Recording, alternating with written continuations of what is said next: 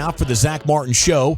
It's brought to you by Dr. Pepper, an official soft drink of the Dallas Cowboys. And Zack Martin joins us now up there at Ford Center at the Star. And a good afternoon, sir. How the heck are you? I'm doing well. How are y'all? We're doing great, man. It sure looked like you guys were having a lot of fun there on Thanksgiving Day on TV. I know we were having a lot of fun watching. Yeah, no, it was a blast. Anytime you can get after a rival like that on Thanksgiving, it's a pretty good time. Now, did you do some talking yourself this time? They were feeling pretty good last year. No, I'm not a big talker. I just kind of go about my business. So what does it take to win 3 straight games by an average of 30 points, man? You just pasted 3 in a row. Yeah, it's crazy. I mean, really, I don't think the score is super indicative of how the game went. I mean, it was a pretty tight game there into the fourth quarter, and then, when we open the floodgates, they open, and obviously, touchdown, defense gets a couple turnover on downs, score on those, and then obviously Bland setting that record and getting that defensive touchdown kind of blew it out of the water. Hey, Zach, I want to say it was absolute football intelligence of you jumping off sides in order for Ferguson to get that big completion down the middle of the field. I think that was a great. Yeah, that's what I was thinking. I didn't love that play, and I knew what we were getting to. Yeah, next, you're thinking like, okay, it's going to be a run to my left. I don't know if I can quite get across here and make this cutoff block. Guy right there. But I know I could pass set and like keep this guy on the line of scrimmage, and we can complete one for 30 some odd yards. 100%. Yeah. So football intelligence is really, really high with you. I'm going to say congratulations on that. I appreciate it. Hey, also too, I was going to ask you about the screen. What makes a good screen team?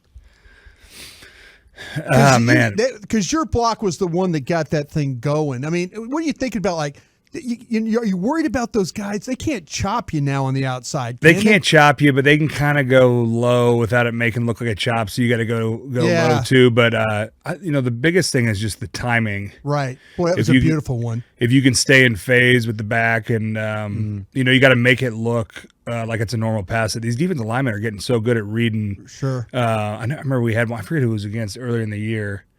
And the D lineman didn't rush at all, and I released, and he was kind of on my hip, and he's like, "You don't set like that." So you got to make it look real for it to work. How tough is that? Okay, so you mentioned he says that to you. Have you noticed, or do you have coaches ever when you're going back and watching film, like, okay, maybe I'm giving some tells here, and then you have to go back and kind of critique that? Yeah, I think it comes back to the timing aspect of it, right? Like if you just set and real quick try to slip it, the D linemen are like, okay, well. There's no way he's just gonna let me run up the B gap there. So you gotta make him feel like it's a real rush, and then almost lose them like you're getting beat on a rush, and then fall into phase. Zach, when did in phase start being used as a way to describe things? And does that mean basically shadowing a guy? No, I've been hearing it the last couple of years, and I'm like, okay, I'm trying to figure out what exactly in phase means. I just went with it too, but I can't tell you what it means. Thank you. Yeah, in phase, like when I release, at the same time the back, he on a screen usually he's got some kind of fake chip, kind of like he's going through the line, and then he whips his head around for the ball. So if I can get in phases, if I can get out in front of him at the same time that he's releasing for the football. That's what we're looking for. That's beautiful. And what was your reaction when Deron Bland went in like that? What was your view like? I was all over by the O-line section, but I went running down the sideline, man. That was pretty cool to see and pretty cool to be a part of. And I think the coolest part of this one is some of his other ones have been picked, no one in front of him, straight kind shot. of a walk off. Yeah. He was not going to be denied. He knew he wanted to get that record and got himself in the end zone. That was pretty cool. I mean, he's got it all. He's jumping routes, he's got the hands, and he's got the jukes. It's like I don't know. This guy's special at what he does. He's got everything. Yeah, man, and he's a great example for young players too. I think, in my opinion, he just comes to work every day and puts in the time, and not a huge talker. He just goes out there and does his job every play, and it's great to see someone like that their work pay off. So we saw you got a rest day off from practice. Are you getting the Tyron Smith treatment now, where you're such a badass? We just want to keep you healthy? I don't think I got the full treatment. I think just this stretch here, this three games and whatever it is, 12 days or whatever the number is. It's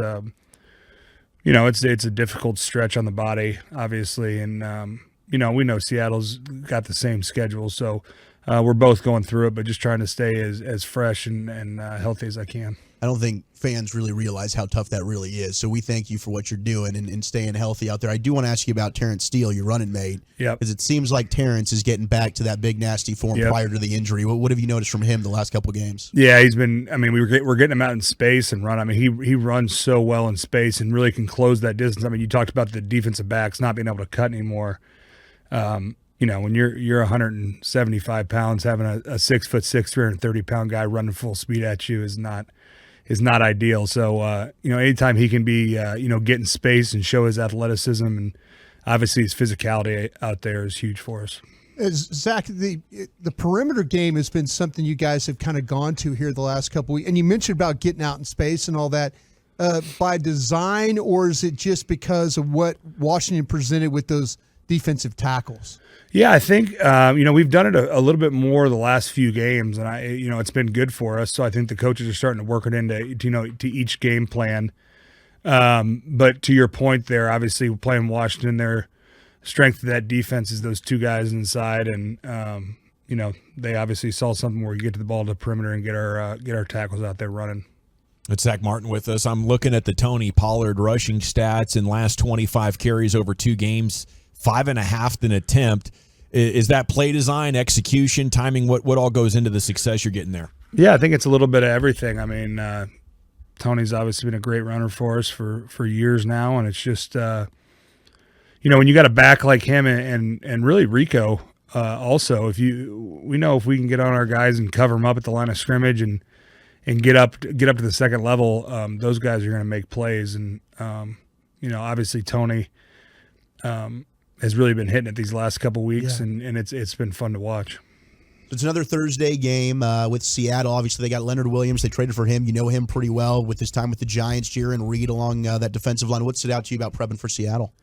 Yeah, they've got guys at each level of their defense who are playmakers, and I think they made a great addition there with Leonard. You know, I got a lot of respect for him. I think he plays the game the right way, and you know, obviously Reed in there in the middle, and then Bobby Wagner still doing his thing. So it's going to be a great test for us. You know, they can move up front. Obviously added Leonard for a little more beef, and then obviously Wagner's you know, running, making plays, and then Jamal Adams is always you got to kind of have eyes on him wherever he's at. They blitz him a lot. They kind of use him all over. So it's going to be a great matchup for us and a good test.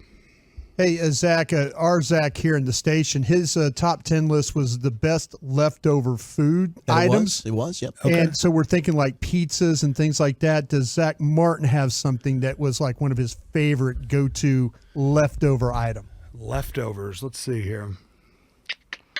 Were you a cold cheeseburger guy the next day, bag of burgers? No. I mean, speaking of, we just got done with Thanksgiving. I mean, I actually like the Thanksgiving ham and turkey as leftovers more than on the actual day. You know, get you a cold ham and cheese, ham and turkey cheese with the rolls. Ooh. Yeah, strong. Makes it great. Makes a better sandwich probably than an entree, if I'm being honest. Yeah, 100%. Fantastic. Yeah, 100%. I knew, because you told us you weren't that into the Thanksgiving. No, I'm not. You guys are savages. Thank you. It upset me a little bit. So you were getting into those turkey legs that were in the Salvation Army bowls. No, I did have a little bite. Dak guilted me into having a little bite there on the sideline, but I don't know where those came from, how long they've been in there.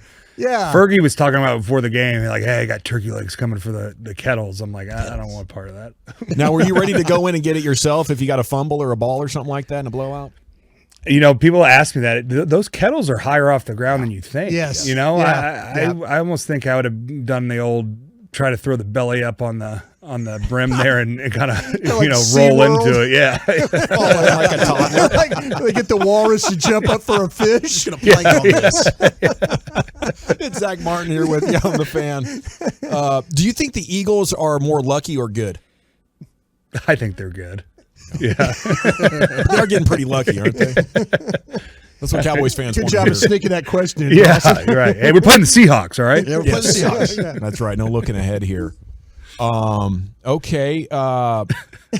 Did I just burst your bubble there? Well, I was kind of hoping to dig in there a little bit. I mean, a lot of the analytics aren't saying they should be the only one-loss team in the NFL, but they find a way to pull it out in the fourth quarter, Zach, and it's getting frustrating. Well, you know what analytics I like is the win and loss. Analytics. Oh, here we go. I like this. That's what I'm looking for. That'll burst Eric Chiafalo's bubble, no doubt about it. Now, did you avoid getting pulled over by the police on your way to the game? I did. I actually, I've had a thing going. I drive to the game with Cooper Rush because I had some family in town. My wife set up this Sprinter van for the way home, so I've been tagging along with Cooper, letting him take the risks before the game. Smart move. Veteran play. Does he play decent music in the car, or do you have to talk?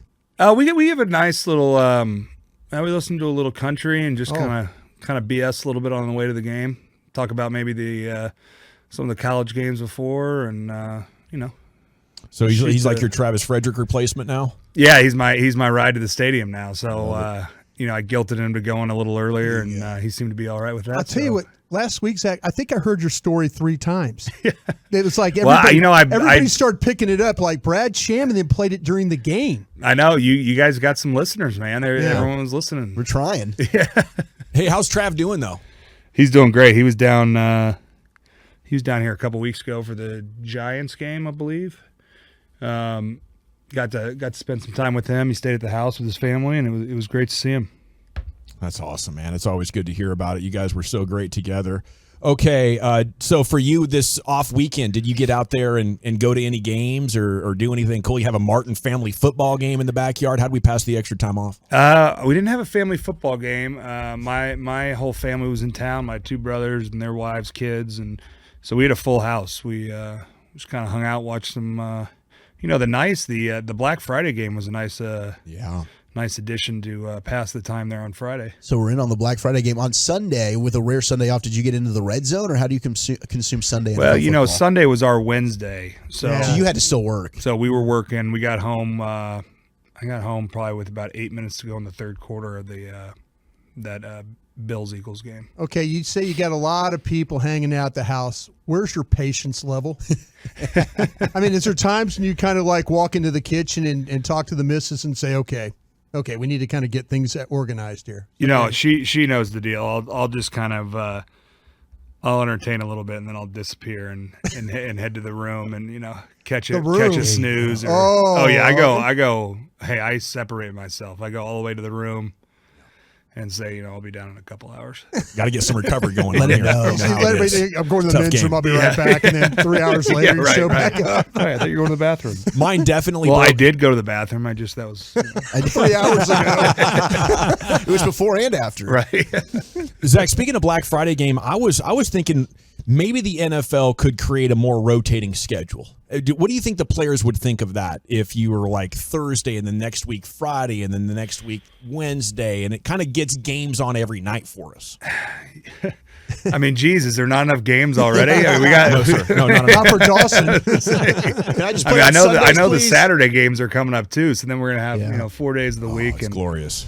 The Thursday it is what it is, but at least everyone knows what day it's going to be so they can plan accordingly. So you've been on this gauntlet. Now you're going to get the Thursday night game, then you'll finally get a little mini bye. What's the go-to as soon as you're done with that Thursday night game? Is it just a massive deep sigh and I'm heading straight to bed? Yeah, relax a little bit again. I got a few buddies from college coming down, so probably just hang with them this week and go to dinner, relax a little bit, catch the games this weekend. Do your buddies expect you to always pick up the check? They're usually pretty good about it. I mean, I usually do, but they're pretty good about offering. Are they? It's more about the offer than the actual paying. Is there a place you guys always go to now when they come in town that they love? They're like, Zach, we got to make sure we go back here. No, we kind of rotate. We kind of just try to go to places they haven't been. They come down every year, so try to hit different spots. Do they even offer? I mean, seriously, because I'm not going to lie to you, Zach. I was with Brett Favre, and Favre, it was, when I was with him in Green Bay, I had to pick up the check like 3 different times of us having going out and having dinners and stuff. And I was just a scout. Yeah. I was just a stupid scout. And here's this guy, quarterback of a team, and he didn't even offer. He didn't even reach into his pocket. I didn't know if your buddies are like that, No, I mean they're honestly they're pretty good about it. Yeah. And my wife is you know, she's on top of it too. There with you go. you know, getting on them if they don't. So I heard Brett likes spending other people's money anyway. Yeah. Ouch. zing. I walked right into that with the 2x4 between the eyes. Yeah. Hey, did you see Jason Garrett on TV last night? I did see him. He got the call up. Pretty good. What'd you think? Yeah, I mean, I watch all the Notre Dame games, so I've been, Yeah. you know, I've heard him all year. I think he does a nice job. 9-3. What was your assessment of the Irish season? You know, it's tough. The 9-3 is solid. I mean, 10 wins at Notre Dame is kind of always the Benchmark, yeah. special number there, because then you're kind of, you know, guaranteed to play in the New Year's Six and, you know, have a shot at the playoffs. So, but yeah, I mean, not a bad year. They should get you know, a decent bowl game. You know, everyone like the Cowboys, everyone wants Notre Dame to play in their bowl game, so they should have a decent pick at a bowl game. Did you ever play against Pete Carroll in college? I was a red shirt. His last year at SC was my red shirt year, and they beat us bad at Notre Dame. What do you think of him as a coach? Is there anything unique about a game with Pete? I mean, he's great. He's good. He wins everywhere he's been. I mean, I know USC hasn't been the same since he left. That's true. That's true. And then obviously his success there in Seattle over, you know, he's been there, probably 13 years? Yeah, 12, 13 years. So, I mean, to be a head coach at a place for that long, you know, he's doing something right there. Right on, Will. Tear his ass up for us. We love you, buddy. Thanks, Zach. All right. See you guys.